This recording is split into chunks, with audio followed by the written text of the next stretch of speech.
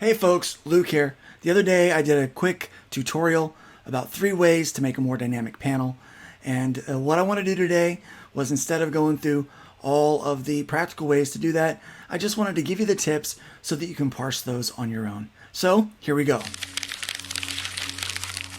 One of the things that I learned a long time ago was that there are 3 basic principles to graphic design. It is rhythm, contrast, and hierarchy. And all of those things kind of lead to the same goal, is communicating some kind of purpose in the artwork that you're doing. And the same goes for sequential art and for storytelling in comic books.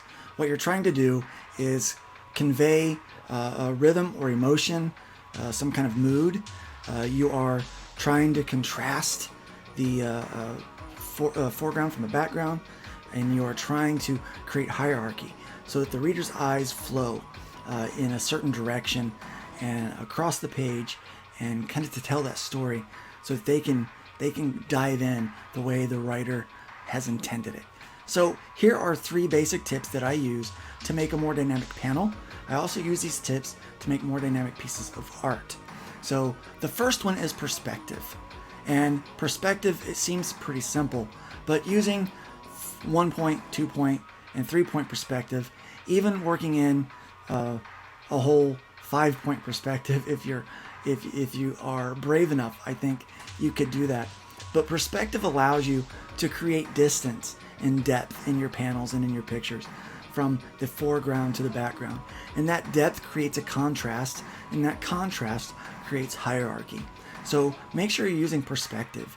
Also make sure that you're drawing your characters in perspective, so that they are a part of the picture and not just on top of it.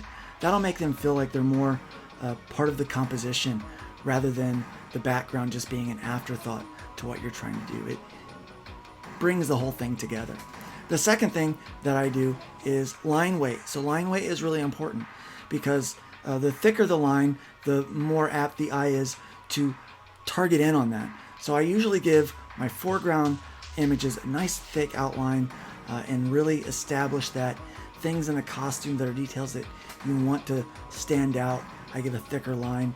And so line weights also can help diminish and cause more depth in the backgrounds by going with a thinner line weight.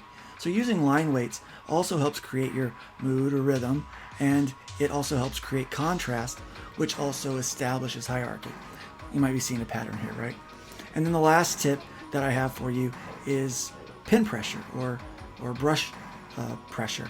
And it is instead of just having solid lines that are only one thickness, it's using a more organic feel, locking in with your perspective rules and things like that, to use your brush to get a more a tapered line, sometimes a feathered line, but it gives your artwork a more organic feel, and it allows you to more naturally start to create that contrast, which also establishes hierarchy. Again, you're seeing a pattern, right? So those are the 3 tips that I use: perspective, line weight, and pen pressure. I try to use all 3 of those things in everything that I make, so that I can have a more dynamic looking panel and a more dynamic looking page. Now I'll be coming back in the future with how to make a more dynamic page and some tips for sequential arts and storytelling. So we'll do that later. But if you want to know more about these tips, then head on over to the video where I actually go into about a 20-minute tutorial about how to apply each one of these. It's real quick. It's not super in-depth and comprehensive, but it is an easy way to kind of show how some of these things work in a practical way. Okay? Thanks for tuning in. I really appreciate it. Have a great day, and remember, try to build up more than you tear down. Leave the wood pile a little bit higher than you found it, and by all means, be careful out there.